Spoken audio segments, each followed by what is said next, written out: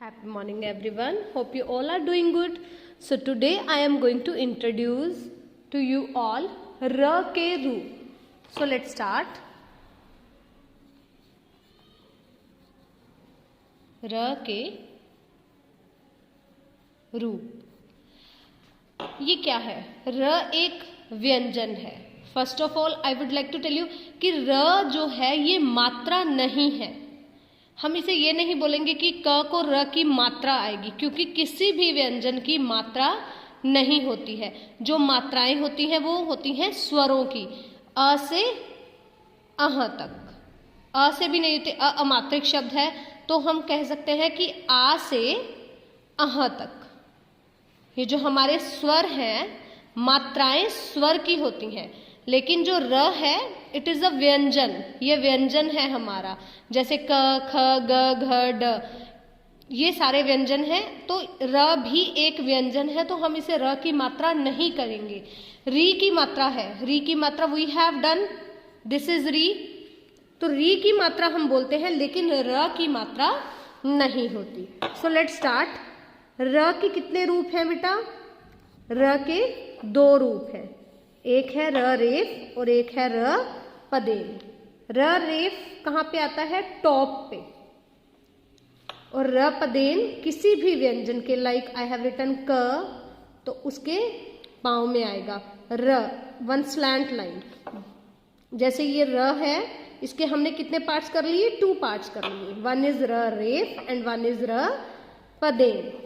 तो अब ये कैसे चलेगा? ये हम इसे आधा र, इसे हम आधा र भी बोल सकते हैं. जैसे हम अभ्यास लिखते हैं हिंदी में, अभ्य. तो ये क्या हो गया? हमारे 2 व्यंजन जब ब्लेंड हो गए तो हमारा एक व्यंजन क्या हो गया? हाफ हो गया. लेकिन हम र को हाफ कैसे करते हैं? In these 2 ways, like one small slant line and one curve, like C we are writing. तो ये क्या है? हमारा आधा भ, अभ्यास. तो ब्लेंड हो गए, भ्य बन गया. जैसे हम लिखते हैं वाक्य बनाओ, तो हम क्या करते हैं? वाक्य. तो क्या हो जाता है? क और य ब्लेंड होके क्य बन जाते हैं, इसीलिए क क्या हो जाता है? हाफ हो जाता है. इसी तरह से जब हमारा र किसी भी व्यंजन के साथ ब्लेंड होगा, जब वो 2 वर्ड्स की साउंड इकट्ठे आएगी, 2 व्यंजन्स की साउंड इकट्ठी आएगी, तो र को हम क्या कर देंगे? हाफ कर देंगे. जैसे मैं 2 वर्ड्स ले रही हूं,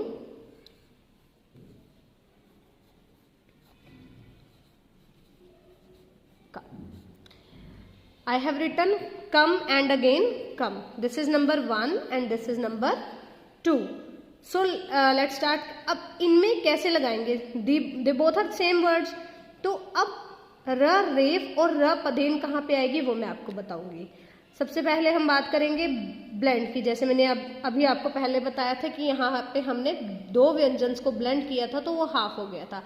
इसी तरह से जब हमारा र किसी भी व्यंजन के साथ ब्लेंड होगा, लाइक आई विल से क्रम, क्र, तो क्या हो गया? क के बाद र की साउंड आ रही है, क्र. रक नहीं आ रही, हम क्या बोल रहे हैं? क्र. Listen to me carefully.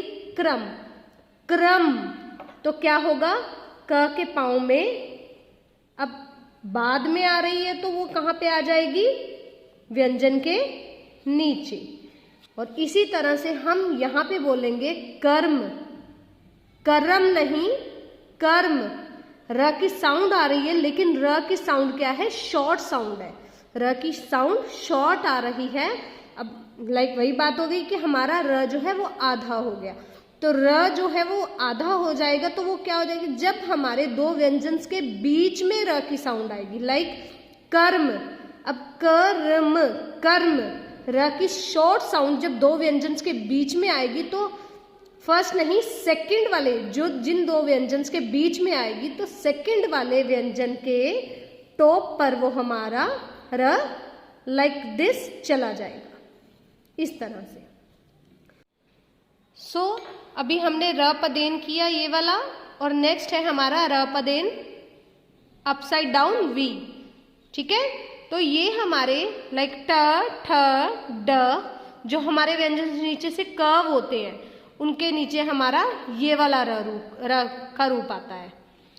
जैसे ये र रेफ है और ये र पदेन है।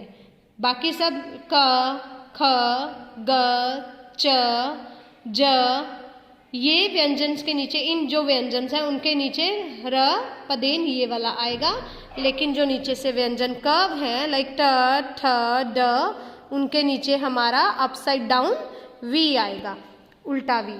ठीक है, जैसे हम अब ड, ड्र, ड्र, म, ड्रम, ट्र, क, truck.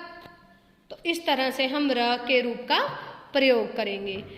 Again I am telling you that this is not a मात्रा। र के रूप हैं, र की मात्राएं नहीं हैं, क्योंकि मात्राएं किसकी होती हैं? सिर्फ स्वरों की। तो र स्वर नहीं है, र हमारा क्या है? व्यंजन। Hope I am clear to you all. Thank you. Have a nice day.